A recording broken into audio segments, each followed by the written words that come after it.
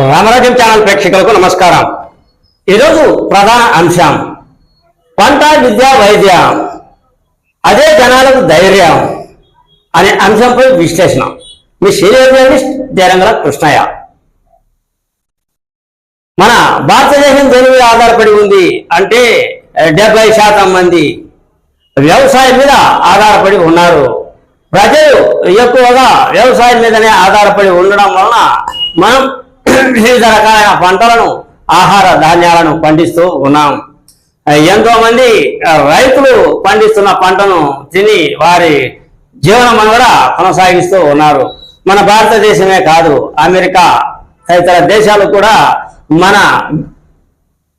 అందించే బియ్యం మీద అదే వరి ధాన్యం మీద ఆధారపడి ఉన్నాయి.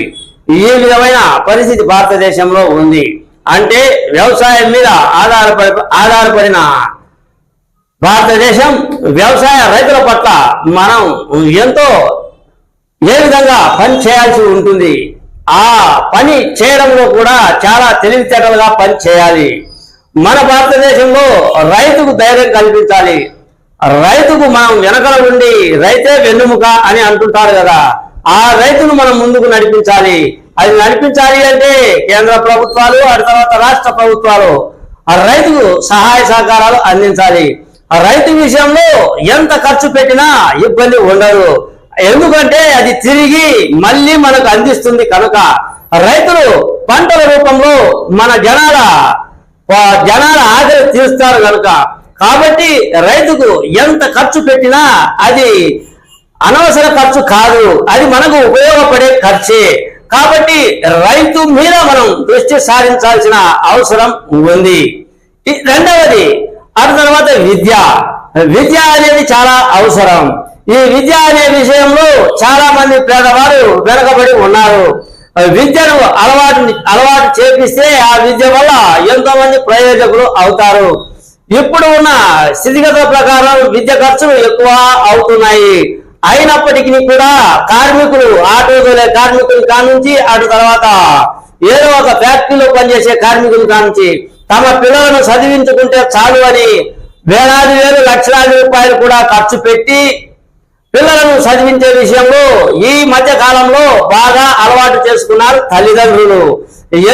ఎన్ని లక్షలు ఖర్చయినా పర్వాలేదు, పిల్లల భవిష్యత్తు బాగుంటే చాలు, వాళ్ళకు చదువు చెప్పిస్తే చాలు, అదే మనకు పుణ్య కాలంగా ఉంటుంది అని తల్లిదండ్రులు పిల్లలను చదివించే విషయంలో కార్మికులు కర్షకులు వెనుకాడడం లేదు. ఆ విధమైన పరిస్థితి ఉంది. కాబట్టి విద్య మీద మనం ఎంత ఖర్చు పెట్టినా కూడా అది మళ్ళీ మనకి తిరిగి ఇచ్చేదే, మళ్ళీ అభివృద్ధి రూపంలో చూపించేదే. విద్య మీద ఎంతైనా ఖర్చు పెట్టవచ్చు.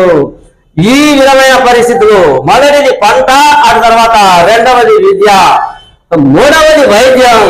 ఈ వైద్యం లేకపోవడం వల్ల వైద్యం మనకు రాబోయే కాలంలో భవిష్యత్తులో మనం ఏదైనా అనారోగ్య పాలు అయితే మన దగ్గర డబ్బులు ఉండాలి కదా అనే ఉద్దేశంతో ప్రతి మనిషికి భవిష్యత్తు ప్రణాళిక ప్రకారం భవిష్యత్తు ఆరోగ్య స్థితిగతులు ఏ విధంగా ఉంటాయనే ఆలోచనతో డబ్బులు కూడబెట్టి కోటాను కోట్లు కూడబెడుతూ ఉంటారు. కారణం ఏమిటి అంటే పిల్లలను మనం సరిగా చూసుకుంటారో లేదో, మన అనారోగ్య పాలైతే మనకు ముసలి మంత్రాన్ని అదే ముసలి తనమున మనకు డబ్బులు ఎవరు ఇస్తారు అనే పేరెంట్స్ కు ఎక్కువగా వైద్యం మీద వైద్య ఖర్చుల మీద ఆలోచన ఎక్కువగా ఉండడంతో అన్ని లొసుగులు చేసే ప్రయత్నాలు మనుషులు చేస్తూ ఉన్నారు.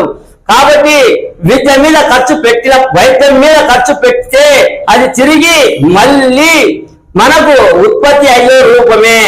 ఎందుకు అంటే ఆరోగ్యంగా ఉంటే ప్రతి ఒక్కరూ పని బాటలను చేసుకుంటూ ఉంటారు. కాబట్టి వైద్యం మీద ఎంత ఖర్చు పెట్టినా పర్వాలేదు. కొంతమంది సోషల్ మీడియాలో ఏదో ఒక టిక్ టాక్ పెడుతూ ఉంటారు. మాకు ఏమీ ఉచిత పథకాలు అవసరం లేదు, మాకు ప్రభుత్వం అందించే ఉచిత పథకాలు ఏమీ అవసరం లేదు, మాకు సరైన విద్య, రైతులను ఆదుకోండి, ఆ తర్వాత వైద్య సౌకర్యాలు ఉంటే చాలు, ఈ మూడు ఉంటే ప్రజలు వాళ్ళంతా వాళ్ళు జీవించడానికి అవకాశాలు కల్పించుకుంటారు అనే విషయంపై మొన్న సోషల్ మీడియాలో పుంకాలుగా ట్రోలింగ్ కూడా వచ్చింది. ఉచితాలు వద్దు, విద్య వైద్యం, రైతు పట్ల సానుభూతి ఉంటే చాలు ఆ దేశం ముందుకు వెళ్తుంది అని ఎన్నో రకాలైన సోషల్ మీడియాలో ప్రచారాలు కూడా కొనసాగాయి. నేను చెప్పేది ఏమిటి అంటే ఇటీవల కాలంలో ఆంధ్రప్రదేశ్ ప్రభుత్వం అదే కూటమి ప్రభుత్వం నారా చంద్రబాబు నాయుడు ముఖ్యమంత్రిగా ఉండి చదువు కోసం ఇంటిలో దాదాపు 10 మంది పిల్లలు ఉన్నా కూడా వాళ్ళకి 13,000 రూపాయలు వేశాడు. అంటే విద్య మీద నారా చంద్రబాబు నాయుడు ఎంత ఖర్చు పెట్టినప్పటికీ ఆ ఖర్చు తిరిగి ఆంధ్రప్రదేశ్ పెట్టుబడి రూపంలో భవిష్యత్తులో ఉపయోగపడుతుంది. ఎందుకు అంటే పేరెంట్స్ కి ఈ భారం పడదు చదువు మీద.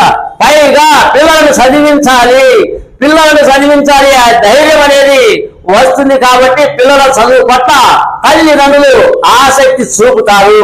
ఇటీవల కాలంలో ఆంధ్రప్రదేశ్ లో కూటమి ప్రభుత్వం ఇచ్చిన విద్యా అవకాశాలకు ఇది నాంది పలికే పరిస్థితులు ఉత్పన్నమవుతూ ఉన్నాయి అన్నదే నా ఈ చిన్న వీడియో. కాబట్టి పంటల మీద అదే రైతులకు, అటు తర్వాత విద్య, అటు తర్వాత వైద్యం, ఈ మూడింటి మీద భారతదేశ రాష్ట్ర ప్రభుత్వాలన్నీ కూడా దృష్టి సారిస్తే ఆ దేశం సుఖ సంపన్నంగా ముందుకు వెళ్తుంది అన్నదే నా ఈ ఆలోచన. మీ సీనియర్ జర్నలిస్ట్ జయరంగ కృష్ణయ్య.